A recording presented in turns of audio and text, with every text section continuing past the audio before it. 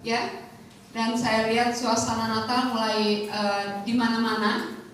Saudara senang dengan suasana Natal? Ya. Sukacita? Apalagi kalau udah merah-merah ya.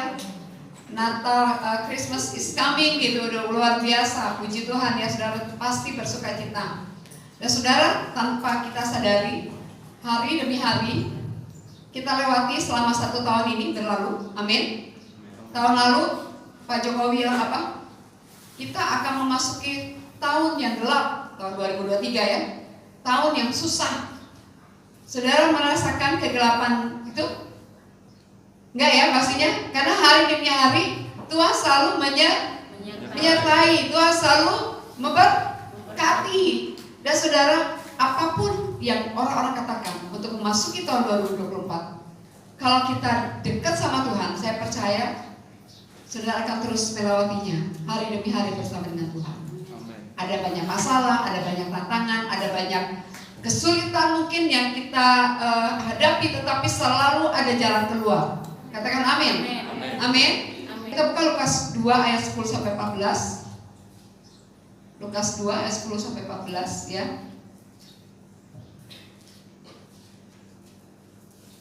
Yang sudah ketemu katakan amin. Amin. Amin. Oke, kita baca sama-sama Lukas 2 ayat 10 sampai 14. Boleh bangkit berdiri? Supaya kita bersemangat. Amin. Haleluya. Terima kasih. Lukas 2 ayat 10 sampai 14 kita baca sama-sama. 2, 3. Lalu kata malaikat itu kepada mereka, jangan takut, sebab sesungguhnya aku memberitakan kepadamu kesukaan besar untuk seluruh bangsa. Hari ini lahir bagimu juru selamat, yaitu Kristus Tuhan di kota Daud. Dan inilah tandanya bagimu, kamu akan menjumpai seorang bayi dibungkus dengan lampin dan terbaring di dalam palungan. Dan tiba-tiba tampaklah bersama-sama dengan malaikat itu sejumlah besar bala tentara surga yang memuji Allah, katanya, kemuliaan bagi Allah di tempat yang maha tinggi dan damai sejahtera di bumi di antara manusia yang berkenan kepadanya. Puji Tuhan, silakan duduk. Jadi saudara, setiap tahun kita ya, gak semua orang Kristen soalnya yang merayakan Natal. Kita merayakan Natal. Amin. Dan Natal tahun ini mungkin saudara rasanya kok kayaknya sepi-sepi aja ya. Itu yang bikin sepi itu kita sendiri sebenarnya. Kalau mau bikin ramai itu kita juga. Amin. Dan mari kita merayakan walaupun sederhana, tetapi ada makna Natal yang kita tahu dan kita mengerti kenapa Natal ini sangat berarti penting bagi kita semua. Jadi kita mungkin merayakan Natal ini dengan sesederhana mungkin, tetapi kita harus memaknai arti Natal itu bagi kita tuh apa gitu. Ya. Di sini saya mencatat bahwa ada hal penting 4 makna Natal. Yang pertama, Natal adalah pemberian. Siapa yang suka diberi? Amin. Semuanya mau suka diberi. Tapi firman Tuhan katakan apa? Terlebih berbahagia yang memberi daripada menerima. Ya, amin. Yang memberi daripada yang menerima. Tapi kita maunya diberi gitu ya. Dan saya percaya bahwa memang kita semua, saya juga termasuk salah satunya, suka diberi. Ya, amin ya. Dan bagi sebagian anak-anak sekolah minggu, apalagi dulu saya waktu masih anak-anak sekolah minggu tuh, waktu kecil dulu, saya suka sekarang saya baru mengerti gitu. Padahal tuh saya sampai pengen ketemu dengan Santa Claus. Setiap tanggal 24, saya pasti disuruh kakak saya bersihin sepatu sebersih-bersihnya. Sepatu yang suka pakai ke sekolah itu saya bersihin setiap tanggal 24. Itu masa-masa kecil saya dulu begitu. Dan saya suka dibohongin. Lalu di situ ditulis, Santa, aku mau dong, misalnya saya lagi pengen boneka rambut panjang. Saya tulis boneka rambut panjang. Terus nanti kakak saya bilang, kamu bukannya kemarin pengen spidol yang warna-warni, kok berubah? Dan itu saya masih gak ngerti ya. Tapi itu saya bilang, tapi kali ini saya mau boneka rambut panjang. Oh ya udah deh, kakak saya bilang gitu, tulis. Terus udah gitu saya jam 8, jam 9, jam 10 saya nggak mau tidur. Tanggal 24 menuju tanggal 25. Kenapa? Karena saya pengen ketemu Santa.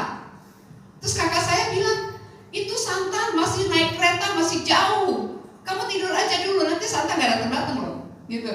Dan saudara itu berkali-kali, berulang kali setiap tahun datang K24, saya tulis seperti itu.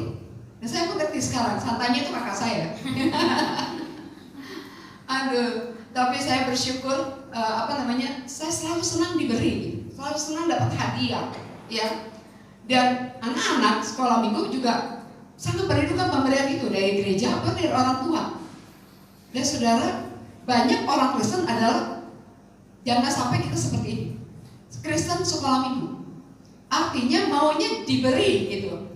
Tapi padahal kalau ulang tahun, kalau seseorang ulang tahun, kita harusnya memberi kado, ya kan? Tuhan Yesusnya ulang tahun di kali ini. Kita undang orang-orang tanggal 15 Desember di tempat ini, kita rayakan ulang tahunnya Tuhan Yesus. Coba saudara mulai berpikir kado apa yang terbaik untuk saya beri buat Tuhan Yesus. Gak usah yang mahal. Hidupmu dan hidupku itu adalah kado yang terbaik buat Tuhan Yesus. Amin. Amin, saudara. Jadi maunya menerima, ya, menerima terus menerus, gitu. Senang gitu loh. Tanpa memikirkan untuk mau memberi yang terbaik apa ya, gitu ya. Kalau Natal sekolah minggu gitu, kalau anak-anak sekolah minggu gitu, Kristen sekolah minggu gitu, ya. Tapi saya percaya di tempat ini udah gak lagi, tapi maunya memberi. Haleluya, amin, amin, ya. Tuhan Yesus lahir di Bethlehem bagi orang berdosa, dan merayakan Natal ini kita mengingatkan satu pemberian anugerah Tuhan yang sangat besar. Ketika Yesus lahir di bumi ini, di Bethlehem, ya, itu adalah pemberian dari Allah Bapa untuk kita semua, untuk kita dapat sesuatu yang terbaik yang Tuhan beri bagi kita, yaitu siapa? Anak yang tunggal, ya. Jadi anak Allah yang tunggal diberikan buat kita semua. Waktu Yesus lahir di Bethlehem, itu adalah hadiah yang terindah buat kita semua. Allah telah memberikan yang terbaik miliknya sendiri kepada kita semua umat manusia. Dan kita sangat bersyukur itu, ya saudara. Jadi seluruh kehidupan Yesus adalah merupakan pemberian bagi orang-orang yang percaya kepada Tuhan. Yesus memberi penghiburan. Yesus memberi apa lagi? Yesus memberi damai sejahtera. Yesus memberi kesembuhan. Yesus memberi keselamatan. Itu yang paling penting, ya. Yesus memberi keperluan semua jasmani kita. Amin. Sudah, Pak Aminnya kurang nih. Amin. Soalnya kayak gak yakin nih, memberikan pemberian semua keperluan jasmani kita. Amin. Jadi Yesus tahu apa yang menjadi kebutuhan kita. Yesus tahu apa yang menjadi keperluan kita. Ya, keperluan jasmani maupun rohani, Yesus semuanya bisa berikan buat kita semua, bahkan sudah diberikan buat kita. Cuman salahnya siapa? Kita sendiri. Kita kurang meminta, ya. Aduh, gak enak mama. Saya sungkan salah minta-minta gitu sama Tuhan Yesus. Tapi Yesus sudah memberikan itu buat kita semua. Amin. Ya, jadi Yesus mati di kayu salib untuk mengorbankan dirinya bagi kita semua. Nah, kita jangan sampai cuma puas sebagai orang Kristen yang mau diberi, tapi kita juga mau belajar memberi yang terbaik buat Tuhan Yesus. Amin. Tuhan maunya jangan sampai tuh maunya diberkati tanpa memberkati. Kita harus punya tema di dalam hidup kita sendiri, diberkati untuk menjadi berkat. Atau iya kan, diberkati untuk jadi berkat. Kita menjadi berkat baru diberkati. Tapi itu sebenarnya sama, saudara. Tapi saya percaya bahwa seseorang yang diberkati Tuhan, dia tidak hanya untuk mementingkan diri sendiri, tapi kita mau jadi berkat buat orang lain. Ya. Banyak anak Kristen maunya diberkati tanpa mau memberkati. Jadi maunya selalu apa? Ditolong tanpa mau menolong. Itu namanya egois, ya. Tapi saya percaya di Kupang ini nggak ada. Katakan amin. Nggak ada aja tanda tanya besar di kepalanya langsung. Saya lihat tanda tanya besar di kepala masing-masing, ya. Nggak, tapi saya yakin bahwa memang benar. Di kota Kupang ini semuanya mau menolong, bukan hanya mau ditolong. Amin, ya. Kita tuh nggak rela kalau cuma memberikan apa adanya, tetapi kita mau all out buat Tuhan. Dan saya percaya, saudara, orang-orang yang bukan hanya Kristen sekolah minggu, kita semua adalah Kristen sudah dewasa, ya. Anak-anak sekolah minggu juga sekarang anak-anak yang militan loh. Saya melihat anak-anak sekarang ini berbeda dengan anak-anak kita dulu, zaman saya dulu itu. Maunya ketemu Santa, yang maunya dikasih hadiah. Tapi anak-anak sekarang itu berbeda. Mereka juga militan dan mereka tahu kasih Tuhan yang luar biasa. Kalau anak-anak aja udah mengerti kasih Tuhan yang luar biasa, apalagi kita yang sudah dewasa. Amin. Ya. Jadi di dalam Alkitab ada contoh yang sangat kita ingat pasti. Janda miskin yang dia memberikan hanya 2 peser aja. Mama itu kan dia kasih cuma 2 peser aja. Tapi Tuhan suka dengan pemberian itu. Karena apa? Karena dia memberi dari kekurangannya. Dia memberikan dari yang tidak ada. Bukan berarti orang kaya nggak dihiraukan sama Tuhan, tapi memang benar ya. Yang dilihat itu cuma janda miskin itu. Karena dia berikan semuanya buat Tuhan. Saya percaya saudara, kalau kita sudah melekat, kita sudah mengasihi, kita pasti maunya memberi yang terbaik. Jadi kalau kita belum beri yang terbaik, mungkin kita mengasihinya cuma lip service doang. Aku mengasihi Engkau Yesus, cuma nyanyi doang. Tapi kalau kita sungguh-sungguh mengasihi, saya percaya kita mau beri yang terbaik buat orang yang kita kasihi. Apalagi buat Tuhan Yesus yang kita kasihi. Amin. Tuhan itu setia memberkati kita dengan kelimpahan. Itu sebabnya kita juga harus selalu memberi yang terbaik buat Tuhan Yesus. Ya, dengan rela mau berkorban bagi Tuhan. Jadi yang pertama itu jangan tidak memberi dengan alasan. Nanti aja deh kalau saya udah kaya, nanti aja deh kalau saya udah banyak duit, baru saya mau memberi. Justru ketika kita memberi apa adanya dengan hidup kita, kita akan melihat satu kelimpahan yang besar dalam hidup kita. Saya pernah ketemu dengan satu orang teman saya, seorang bapak sih sebenarnya. Dulu sih sebenarnya saya mau loh jadi pendeta. Saya mau loh, dia kan suka khotbah gitu ya. Tapi dia bilang, tapi dia belum mau dulu jadi pendeta gitu. Kenapa? Nanti deh Bu kalau udah kaya. Terus kapan kayanya ya? Jadi Tuhan tidak menuntut kamu akan kaya, sebab kita sekarang sudah kaya. Katakan amin. Jadi kita bisa memberikan apa ya saja yang kita bisa beri bagi kemuliaan Tuhan. Saya percaya saudara akan dimampukan itu. Dan saudara akan melihat sesuatu yang luar biasa di balik semuanya itu ketika kita mengasihi Tuhan, kita mau melakukan yang terbaik buat Tuhan. Ya, jadilah Kristen Natal, yaitu Kristen yang mau suka memberi. Ya, di Natal pertama para gembala mereka memberi buat Tuhan Yesus. Mengorbankan reputasinya bagi Yesus. Para gembala itu lagi di malam yang pertama, malaikat Tuhan menampakkan diri kepada para gembala. Dan ketika mereka mendengar itu, mereka dengan sukacita dan mereka melepaskan reputasinya, mereka mencari Yesus di mana. Lalu mereka menyembah Tuhan. Lalu siapa lagi yang memberikan yang terbaik buat Tuhan Yesus? Bukan 3 orang Majus loh, tapi 3 hadiah. Sebenarnya orang Majusnya katanya banyak gitu ya kalau dari ceritanya. Cuman kan selalu kalau dari drama-drama 3 orang Majusnya 3 orang. Satu bawa emas, satunya bawa kemenyan, dan satunya bawa mur, ya. Tapi sebenarnya untuk mendatangkan orang Majus mencari Yesus, orang Majus itu kan orang-orang terhormat, orang-orang yang kaya, orang-orang yang sebenarnya nggak gampang untuk dia berjalan dari jauh-jauh untuk cari raja di atas segala raja. Tapi saya percaya karena dia melihat satu tanda, satu bintang, satu pertanda yang dari Tuhan untuk mereka juga pasti ngobrol dulu ya enggak? Kita pergi yuk. Misalnya gini, saya dapat tanda loh dari Tuhan. Ternyata ketika ngobrol sama temannya yang lain, saya juga dapat tanda dari Tuhan. Apa itu? Saya harus mencari itu bintang itu menunjukkan bahwa ada satu raja yang akan lahir. Dan saudara mereka berbondong-bondong mereka datang mencari Yesus dan mereka mempersembahkan yang terbaik buat Tuhan. Ya, ada banyak penginapan di Bethlehem yang tidak mau memberi tempat buat Yesus sampai dengan Maria melahirkan di kandang Bethlehem, ya saudara. Tapi saya percaya Kristen Natal, kita sebagai Kristen Natal, kita mau memberi yang terbaik buat Tuhan Yesus. Muliakanlah Tuhan dengan hartamu dan hasil pertama dari penghasilanmu, ya dalam masa katakan. Lalu dalam Lukas 6 ayat 38 katakan, berilah dan kamu akan diberi satu takaran yang baik, yang dipadatkan, yang digoncang, dan tumpah keluar akan dicurahkan ke dalam ribaanmu, sebab ukuran yang kamu pakai untuk mengukur akan diukurkan kepadamu. Jadi kalau kita hitung-hitungan, kita juga akan rasakan hitung-hitungannya juga dari hidup kita. Tapi kita mau memberi yang terbaik buat Tuhan Yesus. Amin.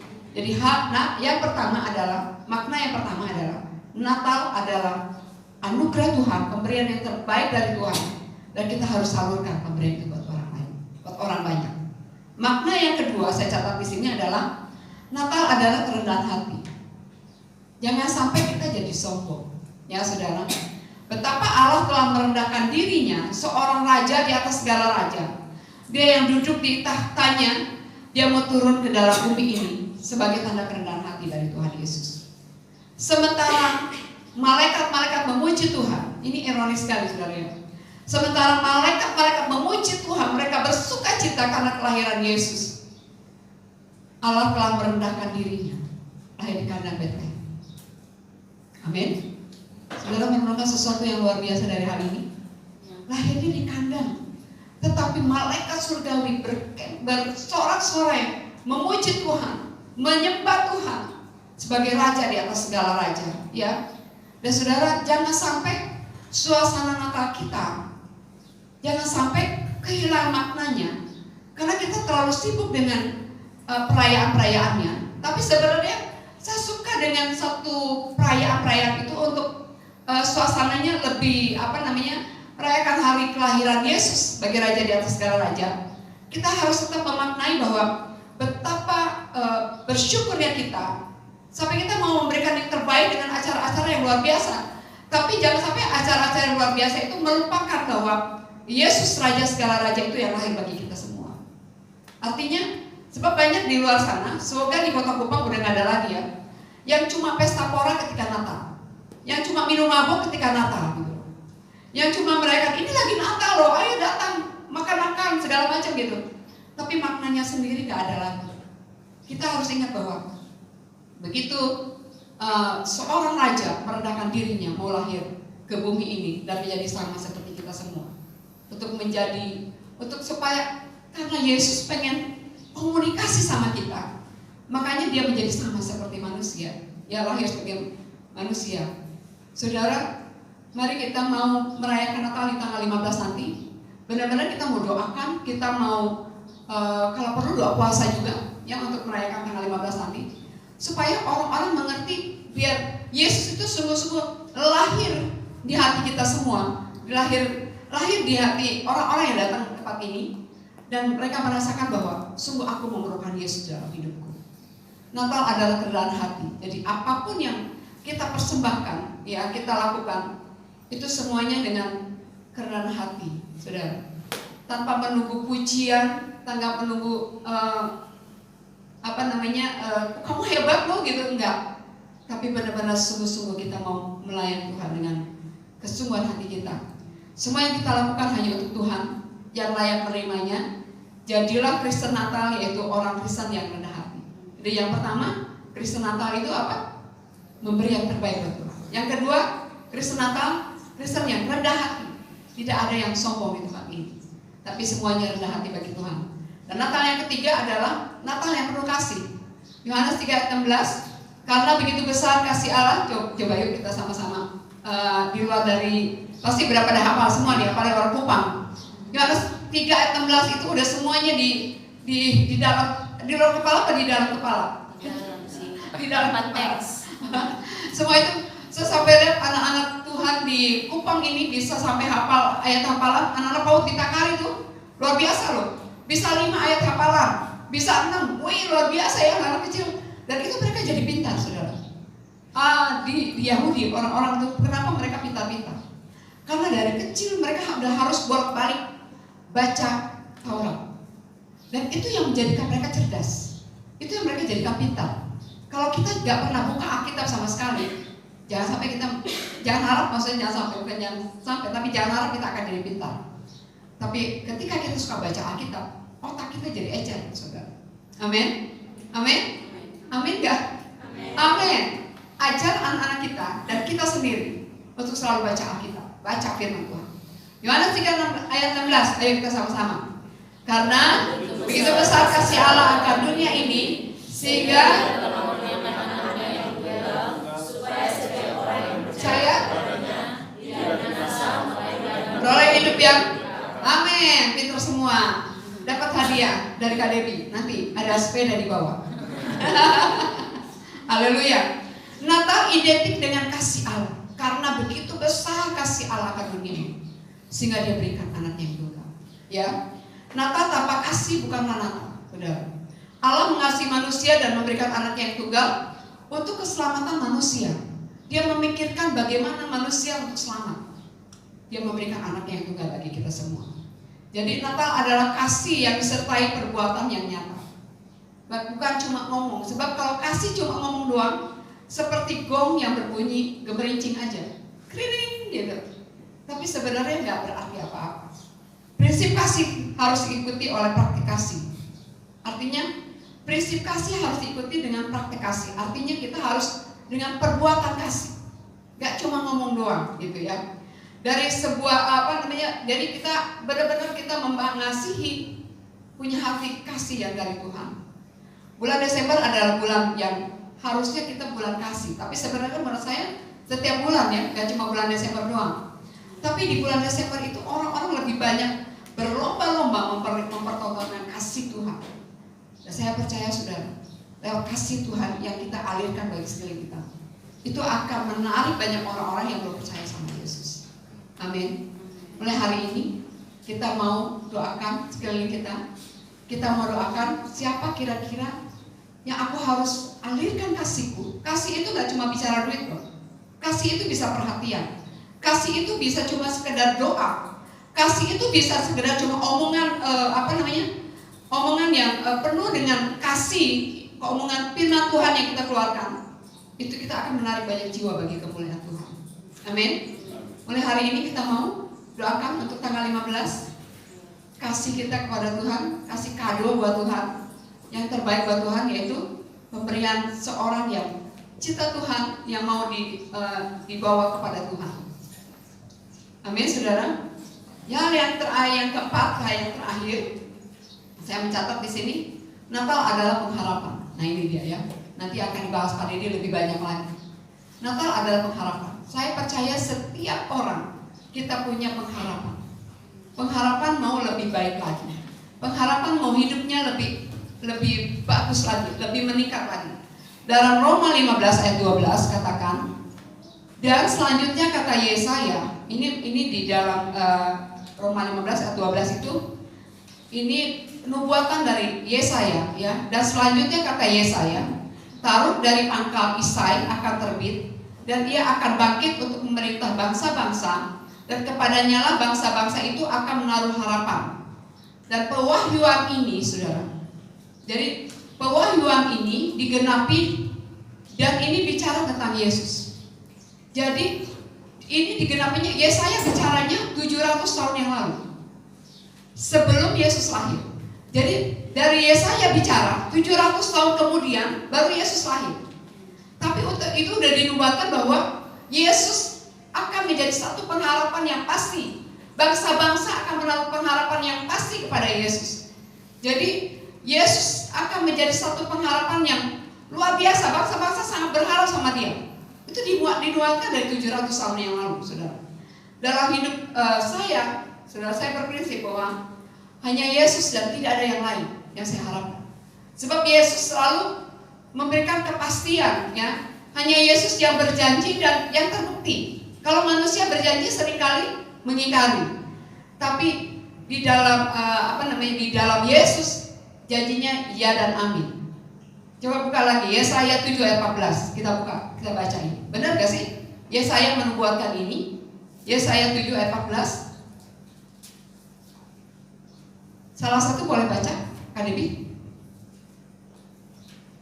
Yesaya 7 ayat 14. Sebab itu Tuhan sendirilah yang akan memberikan kepadamu suatu pertanda. Sesungguhnya seorang perempuan muda mengandung dan akan melahirkan seorang anak laki-laki, dan ia akan menamakan dia Immanuel. Amin. 700 tahun yang lalu, lama banget ya. Tapi ini dari Tuhan. Sudah dinubuatkan lagi Yesaya. Dan kemudian 700 tahun kemudian di Matius 1 ayat 21 ayat 2 sampai 25 itu penggenapan dari firman Tuhan, dari nubuatan dari Nabi Yesaya. Matius 1 ayat 21 sampai 25 tentang kelahiran Yesus. Itu adalah penggenapan dirinya. Jadi siapa? Penggenapan dari Yesus Tuhan. Jadi ketika Yesus berfirman, itu pasti terjadi. nggak cuma omong doang. Yesus berjanji pasti ditepati. Yesus berjanji pasti dibuktikan, ya.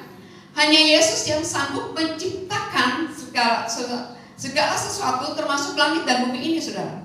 Sebab kita jangan sampai tergoyahkan dengan ada ajaran-ajaran yang baru sekarang ini bahwa Yesus itu grade-nya lebih rendah daripada Bapa. Padahal Yesus itu adalah Bapa sendiri. Yesus itu adalah Allah sendiri. Yesus itu adalah pencipta langit dan bumi, saudara. Dan Yesaya tadi mengatakan bahwa seluruh bangsa-bangsa, artinya kita semua pasti akan berharap pada Yesus. Sebab janjinya itu ya dan amin. Dan saudara, hanya Yesus yang sangat mengasihi kita, ya. Dan seseorang yang mengasihi itu, sekali lagi saya katakan, pasti dia akan selalu memberi yang terbaik bagi orang yang dikasihinya. Sampai hidupnya sendiri diberikan bagi kita semua, karena dia sangat mengasihi kita. Ya, dan itu terbukti dengan di kayu salib, saudara. Kalau di luar sana bilang bukan Yesus yang disalib, tapi kita percaya bahwa hanya Yesus yang sanggup ada di kayu salib. Dan dia tidak hanya sekedar mati, tetapi dia hidup. Dia hidup untuk selama-lamanya, ya. Dan satu hal lagi, saudara, bahwa Yesus itu tidak pernah berubah.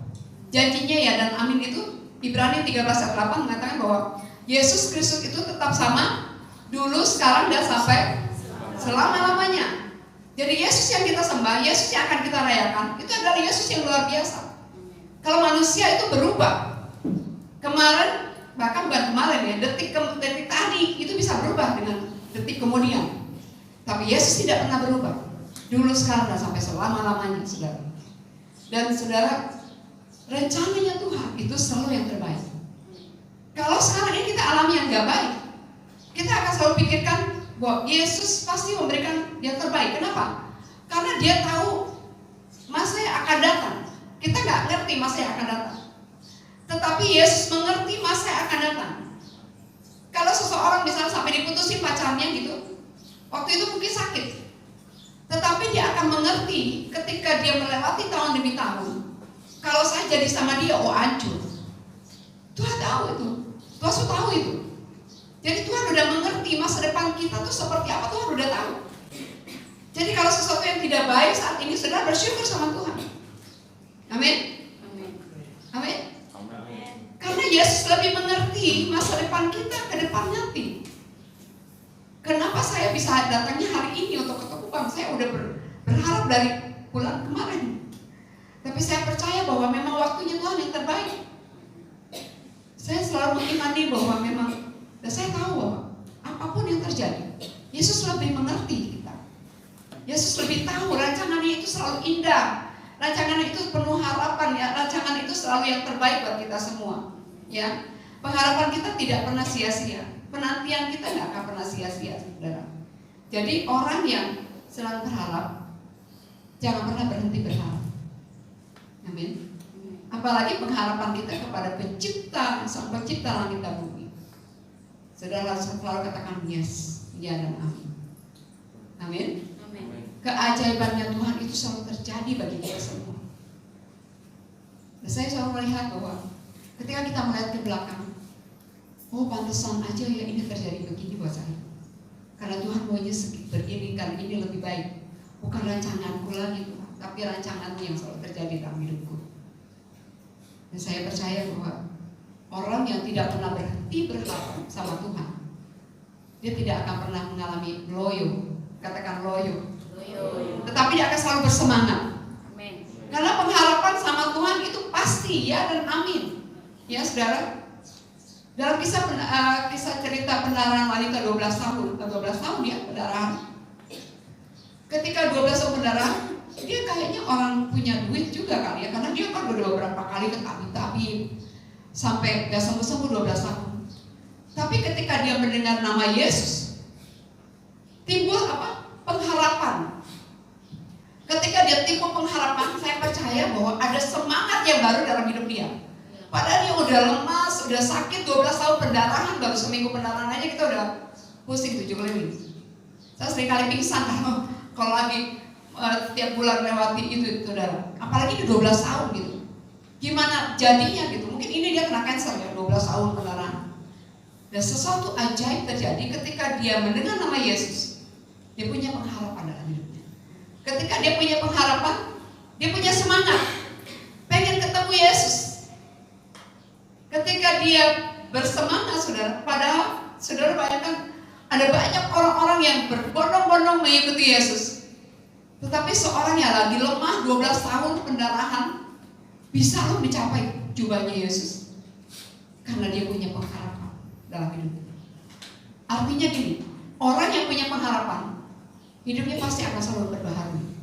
Orang yang punya pengharapan, hidupnya pasti punya gairah, punya semangat. Sekalipun kondisi keadaan rumahnya mungkin, kondisi keadaan ekonominya mungkin, kondisi keadaan tubuhnya mungkin seperti 12 tahun pendarahan ini sakit gitu. Tapi seorang yang punya pengharapan, dia tidak terkondisikan dengan kondisi apapun dalam hidupnya.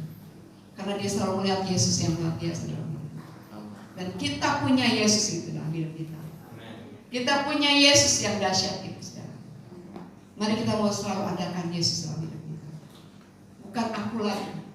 Sampai ketika kita mengalami sesuatu apapun, rencana-rencana apapun dalam hidup kita, selalu katakan, bukan kehendakku lagi Tuhan, tapi kehendakmu yang terjadi di dalam hidupku. Saudara akan melihat sesuatu yang luar biasa terjadi dalam hidup. Saudara akan melihat sesuatu yang dahsyat di dalam hidup. Mari kita akan selalu berharap sama Tuhan. Mari kita punya memaknai Natal ini. Kristen Natal apa yang pertama tadi? Yang memberi. Kristen Natal yang kedua?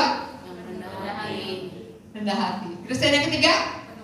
Mengasihi. Kristen yang keempat, kita punya pengharapan yang pasti. Saya percaya di sini semua kita akan bergerak bagi kemuliaan Tuhan. Amin. Mari semua kita bangkit berdiri. Kita akan persiapan hati kita untuk masuk dalam perjamuan kudus.